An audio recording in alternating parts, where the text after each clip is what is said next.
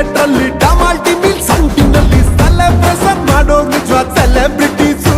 ಸಾಧನೆ ಮಾಡೋಣ ಕಷ್ಟಪಡೋಕೆ ಕೀರ್ತಿ ನಿಧಾನ, ನಮ್ಮ ಭಾಷೆನೇ ನಂಗೆ ಪ್ರಧಾನ, ಬೇರ ನುಡಿಲೇ ಬೆಟ್ಟಿ ಕೇಳೋಣ.